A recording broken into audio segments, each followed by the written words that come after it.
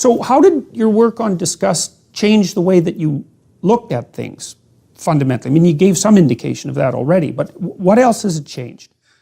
So since I was coming out of a psychological literature that was very focused on sort of secular ethics about justice and fairness, and then I began studying disgust and looking at the broader moral domain that almost all societies have. That then also led me to think about, well, okay, if disgust is a reaction to things that seem to be degrading, so an interesting element of disgust is this notion of degradation. There are always these vertical metaphors in which disgust brings us down, and disgust. So some religious practice in Judaism and Islam and Hinduism is about preparing your body to approach God and purification. Right. And so that led me to think, well, if there's an emotion which is about seeing our lower, baser animal biological nature, is there an opposite emotion? Is there an emotion that we feel when we see some manifestation of a higher, nobler nature? And I was just beginning to think this when I moved to UVA. I got my first job at the University of Virginia in 1995, and I read the set of Thomas Jefferson's letters. And in one letter, he describes the feelings you get from reading great fiction. He advises a cousin of his that he should buy fiction for his library, not just serious works of law and philosophy. And he describes the feeling of having your sentiments be elevated. Does it not dilate your breast or give you an open feeling in your chest when you see these acts of beauty and kindness and gratitude? I thought, wow, that's exactly it. And so because I'd been studying disgust, I then started studying its opposite, which I and some others called moral elevation. So there's this kind of vertical metaphor of elevation and degradation. Mm-hmm. And that maps onto the body too, with regards to... That's right, high-low, clean-dirty. It's a beautiful pairing. And so having this language of elevation and disgust just really has helped me see a lot of things. I can just see a lot of things happening. It allows me to even manipulate, like if I'm applying for a grant proposal, I can get very good at having an elevating ending, and to end with a note of uplift.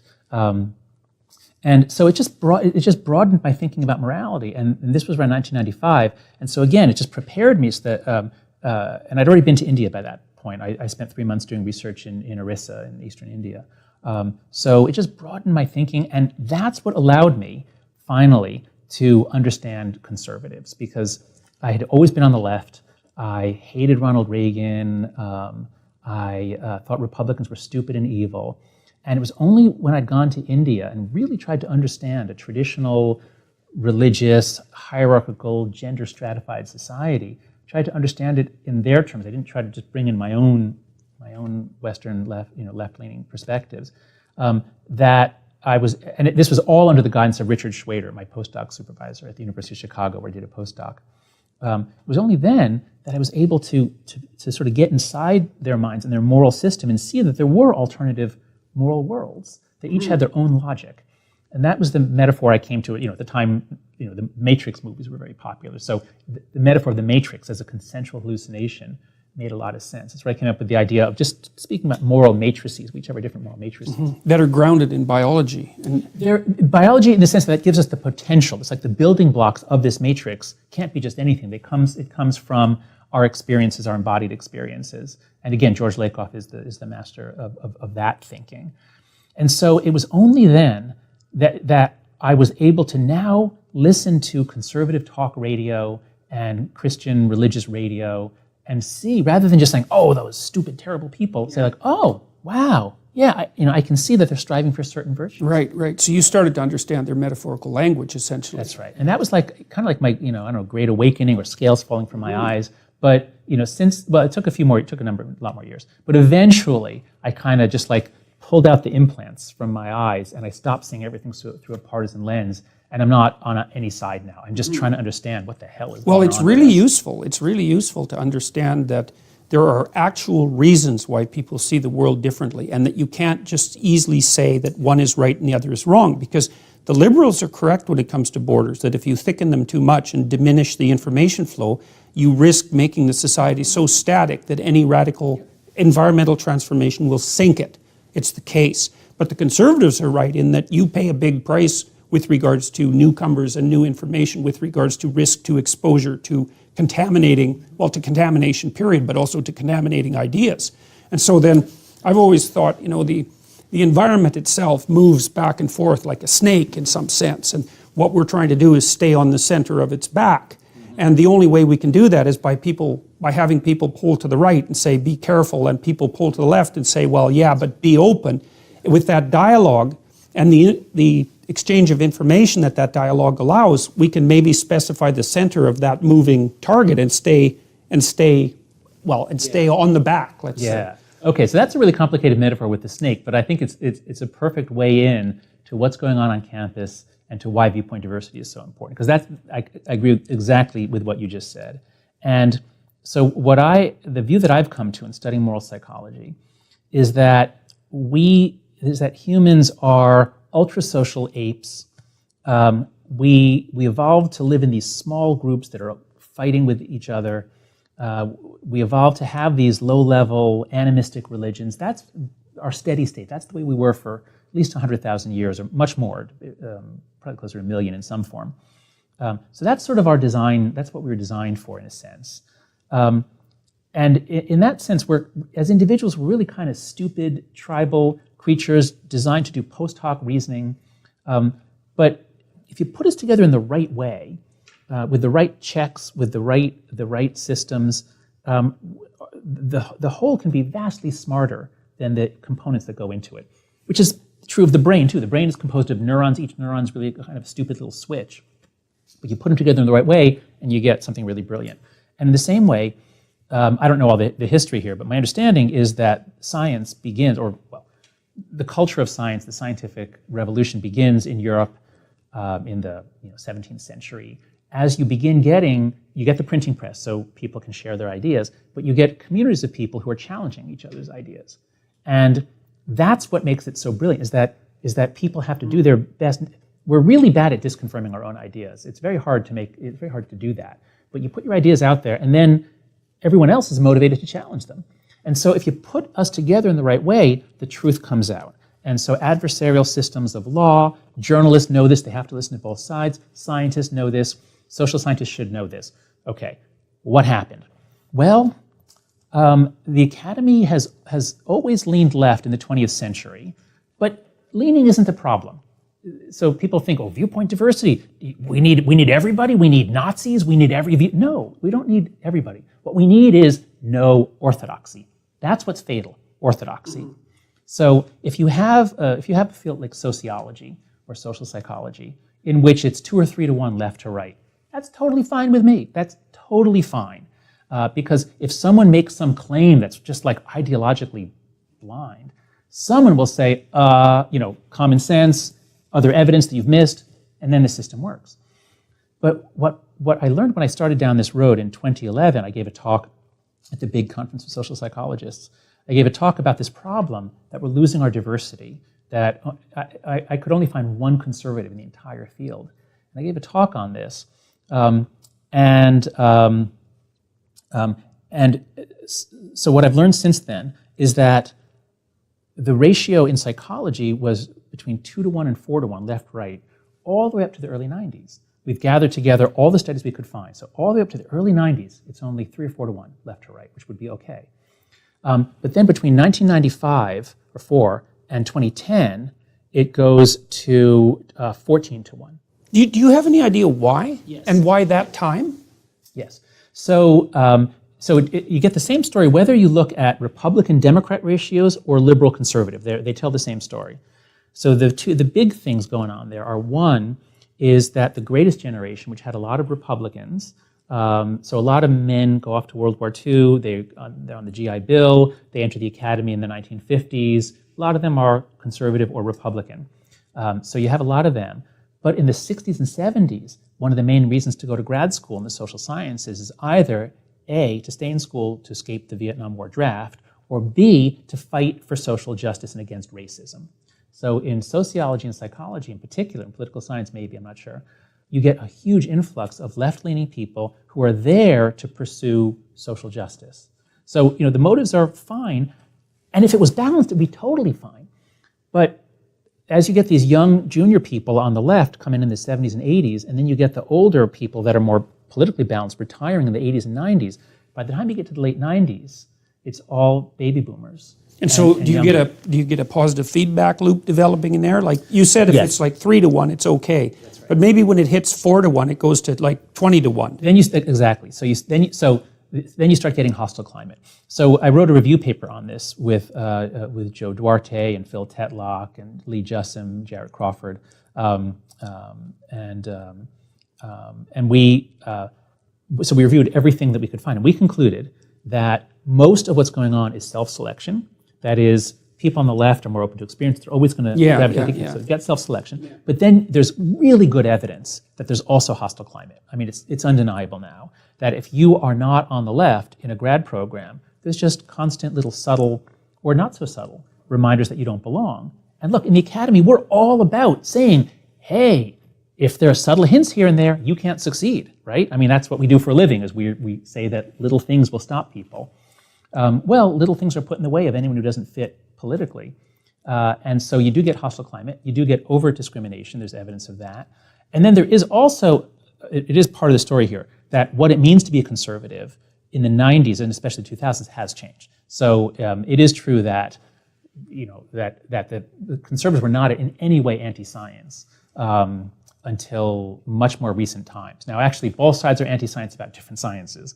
But in America, the right wing, the Republican Party, it's controversial, but I do believe that the polarization starts with the right moving further out. So what it means to be conservative. To be anti-evolutionary, which is actually what's happening on the left now, too. Exactly. That's right. Well, postmodern left. I talked to Brett Weinstein the other day, and he one of his claims is that evolutionary biology has something in it to offend everyone.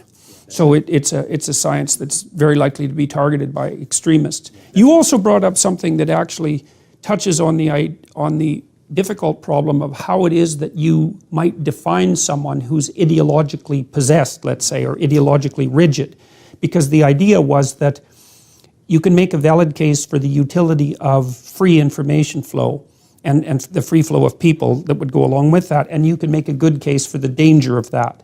And so the idea might be that if you're only making a case for the danger of that, then you're tilted too far to the right. And if you're only making a case for the utility of that, then you're tilted too far to the left. Exactly. That's right. And so we can look at immigration as a nice example. There's a recent essay in The Atlantic, I think it was, by Peter Beinart, where he starts with a lot of quotes that are pretty nuanced positions about immigration from Barack Obama, Paul Krugman, a bunch of other people on the left, who used to be able to say, on the one hand, compassion, economic. On the other hand, we have to have a legal process, and there's a threat to low-wage workers. So people on the left used to be able to talk about immigration and talk about the pros and cons, the pluses and minuses. But Beinart shows how in the last 4 or 5 years, you can't. If you so much as suggest that, well, maybe immigration is on net good, but it might have some deleterious effects on certain classes of low-wage American workers, you could get in big trouble. Right, because that's instantly prejudicial now. Because immigration has become a sacred topic. So this is the key thing that I want everyone to keep in mind. We are fundamentally religious creatures. We're built for religion. And it's a great achievement to create a scientific establishment and an academic establishment that keeps that way of thinking out. Scientific thinking is not natural thinking. Religious thinking is natural thinking. Right. And what's happening to us in the last few years especially is a flooding in of religious thinking. And so let's get a bunch of social scientists to talk about immigration. What are they going to do? Look at the data? Weigh up the pluses and minuses? No.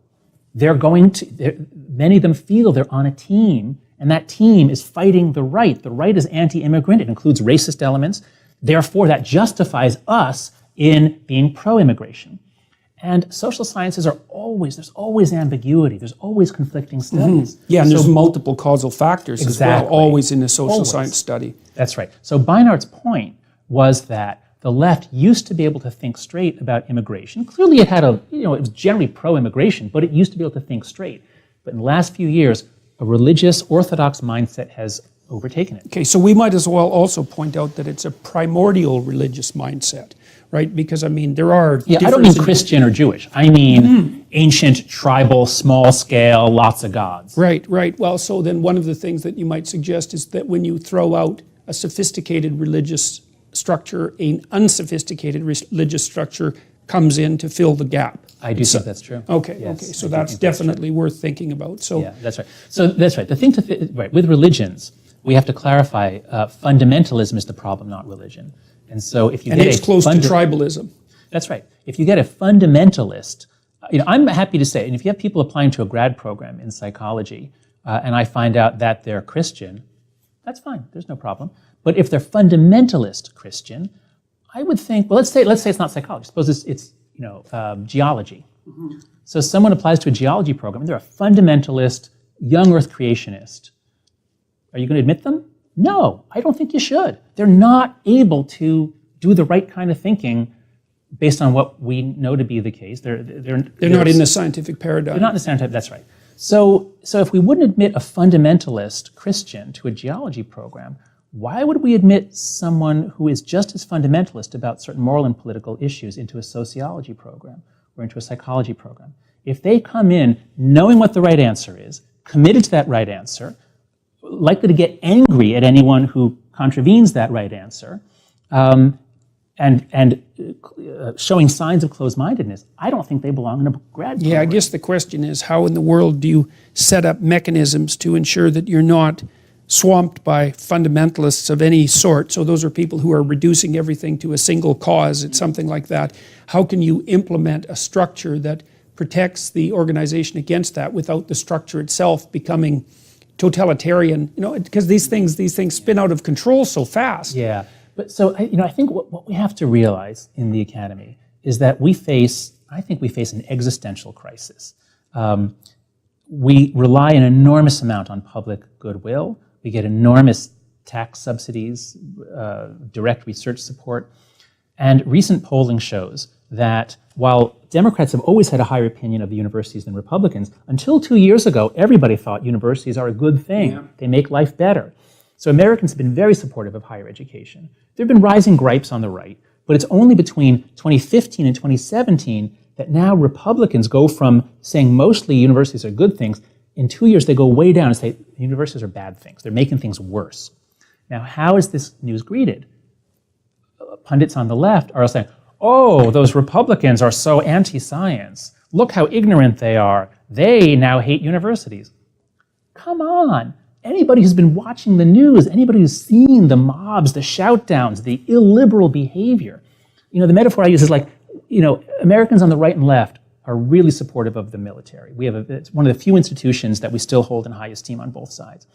And so the Republicans more than Democrats. So suppose you had Gallup polling showing Republicans like the military more than Democrats, but both really like it.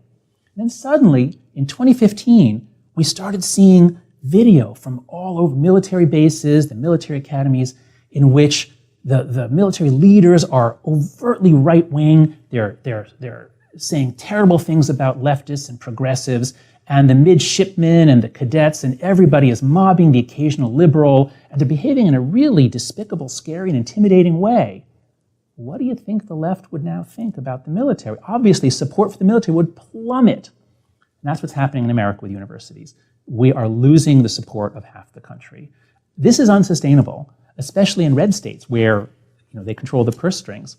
So I think we have a major crisis.